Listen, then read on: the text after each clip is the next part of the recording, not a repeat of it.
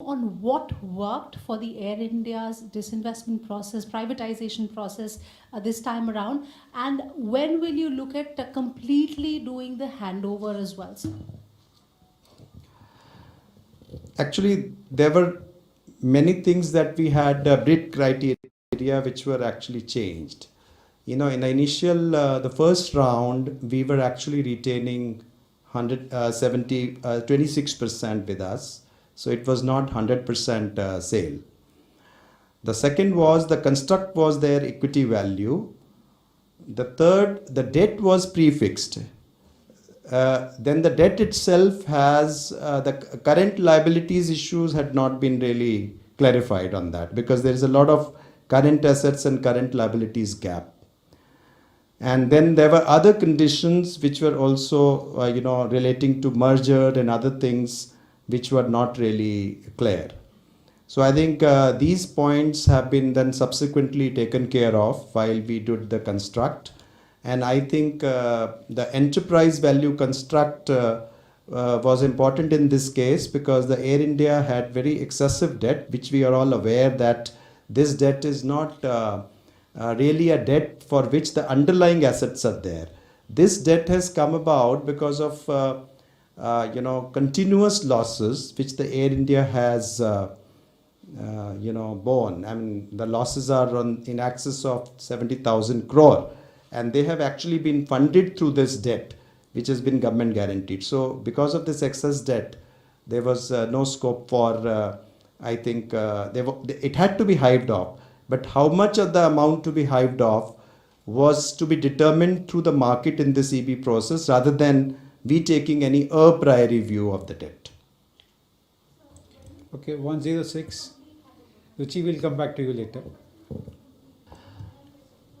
As I said, by December 2021, we want to close the transaction, and the closing would actually mean, the date of closing would mean that we will get the consideration and they will get the shares.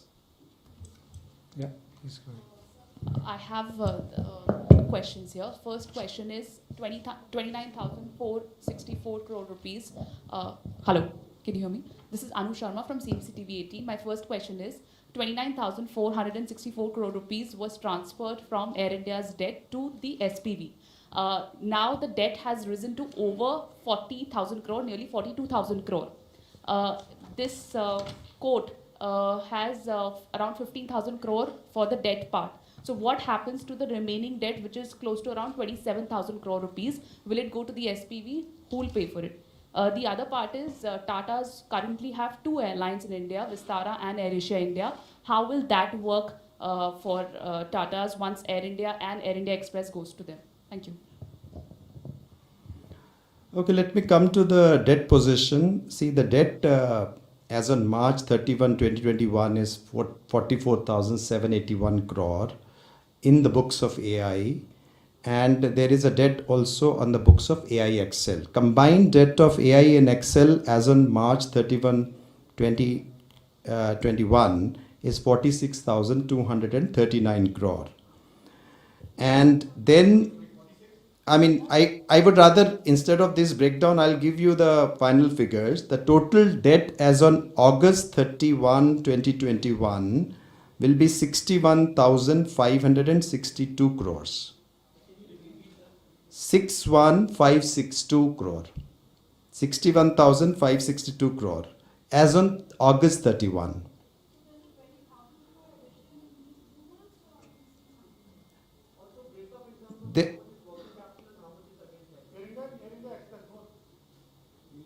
No, we will come to that. Let me give in a simpler way. 61,560 crore. Out of that, the debt which will be taken over by the successful bidder will be 15,300 crore. As you said, that 18,000 crore is the bid, of which 15% consideration will be cash and 85% will be debt. So 15,300 crore will be taken off. So debt position after debt taken over by the successful bidder will remain 46,262 crores. That is the debt which is remaining.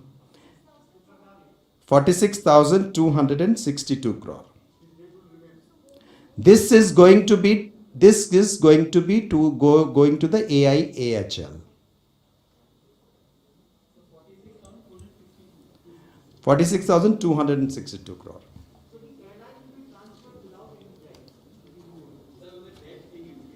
Yes, the airlines will get the debt of 15,300 crore, because that is the construct. You quote the debt you are going to take, and the rest will be hived off.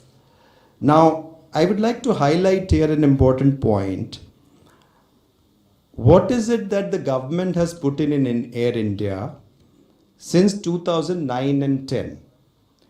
The government has put in 54,584 crore as cash support since 2009-10, I am telling, not prior to that, and 55,692 crore as guarantee support. So, in total, government support since 2009-10 has been 1,10,276 crore. And largely, if you say, because if you have year after year after year after losses, so all these losses have actually been funded, some part by from the equity,